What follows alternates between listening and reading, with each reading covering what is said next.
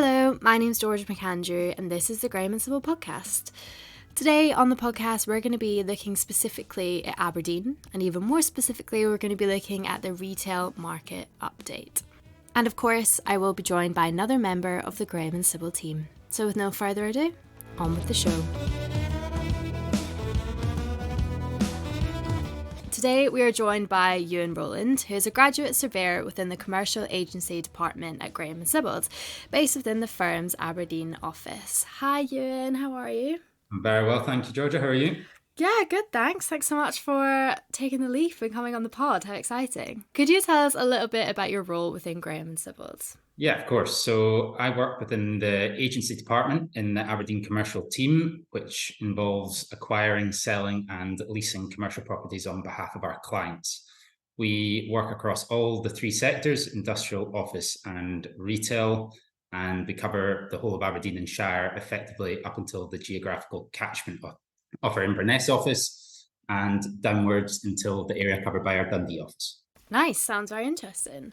So obviously we're here to talk about Aberdeen today. So how has the market in Aberdeen fared over recent years / the first half of 2023? Yeah, so as is the case across Scotland and the UK, the high street retail has had a pretty tough time over the recent years. A combination of numerous factors have been the root of this downfall, all of which I'd say are fairly self-intuitive. Firstly, the trend of online shopping, then COVID-19, which has accelerated the growth of online shopping and also affected smaller businesses. The trend of shopping centres, which has attracted some key tenants which may have previously been on the high street. And in Aberdeen specifically, in 2009, there was a very large shopping centre built called Union Square, which occupies a central location and is a great asset to the city. But it has around 60 units, if not over that, and has a very strong tenants, and albeit has attracted a lot of the key tenants from the high street as well as taking some of the footfall.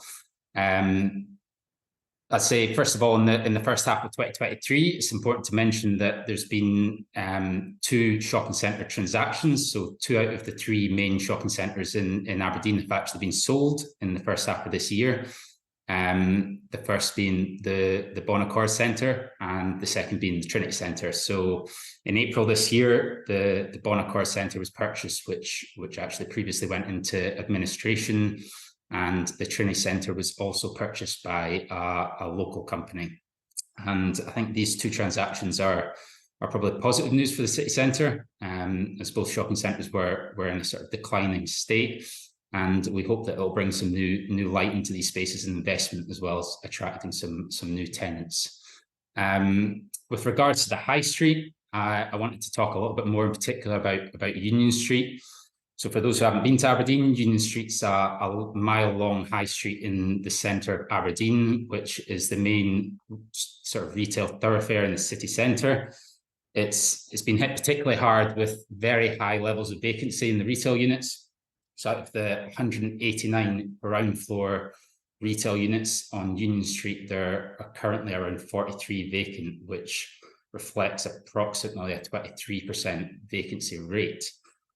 So it's been attracting quite a lot of media attention as of late. There was, in November 2022, there was an emergency Union Street summit, which was a sort of summit filled with well over 100 people that all have a vested interest in Union Street. It was an interesting event, but an abundance of ideas were thrown around to try and sort of recover our high street, which was formerly a street that was filled with great units and had an abundance of people walking up and down the streets every day, but is now a little bit on sort of declining. However, it's a pretty tough task when you have so many vested interests and so many different parties that all have sort of conflicting ideas. So more recently, a man named Bob Keeler, who's a very well-renowned local businessman and former CEO of the Wood Group, he, I suppose, stepped up to lead an initiative and has created a community-led organisation called Our Union Street. So this is solely focused on getting Union Street being back to a vibrant street that will attract footfall and the right type of tenants. So he has a team of people and some volunteers who are all along with the input of the general public, strategically planning the best ways to revitalise Union Street. They want to try and attract a sort of vibrant set of new businesses onto the street, and to do this, their goal is to create an environment which is attractive to the best emerging entrepreneurs, both locally and nationally, and one which takes the risk out of the high street and allows firms to sort of find their feet. The problem that we're currently facing is finding the right tenants. So we're finding that you get quite a lot of inquiries from, vape shops and mobile phone repair shops, and this isn't exactly what the street and the city centre needs, as it won't attract the right demographic, and it won't necessarily increase the footfall on the street. So our Union Street have sort of created some incentives themselves, which have recently been released. So out of the 43 vacant units that are currently on Union Street, all but 2 are currently eligible for Fresh Starts rates relief. So that's about 41 of these units are eligible for Fresh Start rates relief. And this is basically when a property has been empty and claiming empty property relief for a continuous period of at least 6 months. So when a property gets Fresh Starts rates relief, it gives an incoming occupier a 12-month period without having to pay any business rates. And our Union Street are basically going to top this up by a further 2 years, which will be funded by themselves, and will be on eligible units where landlords agree to offer the equivalent of 2 years rent-free. So taken together, this would give a new occupier around 24 months with a tenancy to establish their business without having to pay rent or rates. Now, of course, from looking on our client's perspective, the deal would have to favour this. It would have to be a tenant that would make this a viable option to offer that substantial rent-free, and it would have to be for a longer lease term. But I think, with vacant rates now coming into force, I think this is going to have a good impact on Union Street, and it's certainly positive. Brilliant. Some really varied insights there into what's going on in Aberdeen city centre. So you kind of spoken about kind of the first half of 2023, but what do you think is next for Aberdeen retail market? Yeah, so I feel like we should all have a pretty good amount of optimism for the retail market in Aberdeen, with all the new incentives and initiatives to try and attract tenants to come back onto the high street, as well as the recent purchases of two fairly significant shopping centres in the city centre. I think that we can't hide the fact that it's that there are wider economic pressures, and it does remain a pretty tough time for small businesses because of a reduction in customer spending in the cost of living crisis, as well as unpredictable energy prices, and the list goes on. However, I think hopefully these recent incentives, if landlords and everyone gets on board, may have made what was previously unaffordable now a viable option for some tenants, and as well as attracting occupiers from across the nation.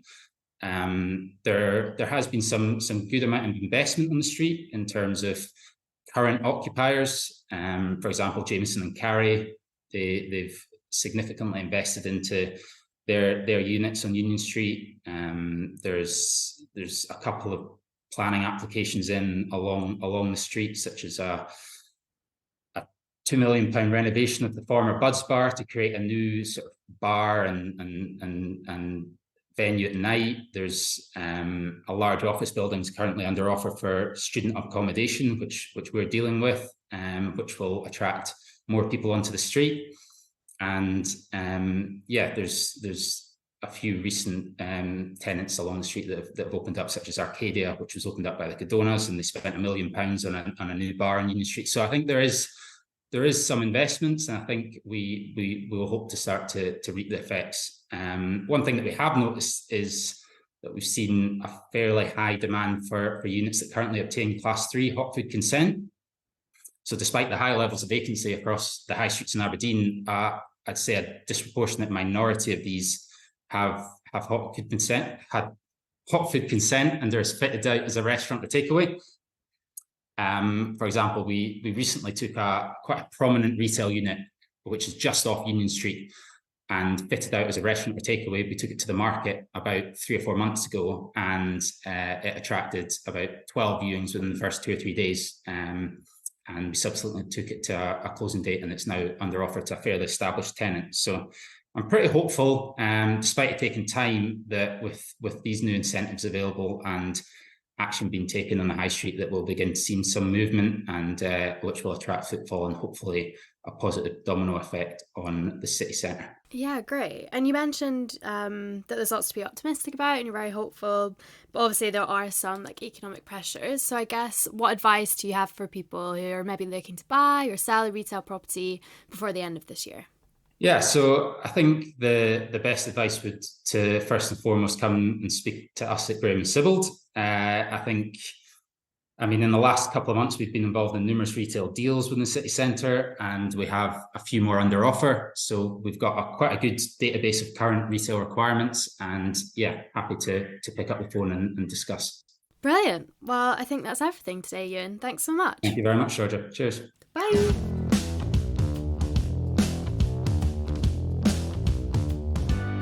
Thank you, Euan, for your time today. For more information and to view the full ranges of services offered by the Graham Sibbald Commercial Agency team in relation to buying and selling, please visit our website at www.g-s.co.uk.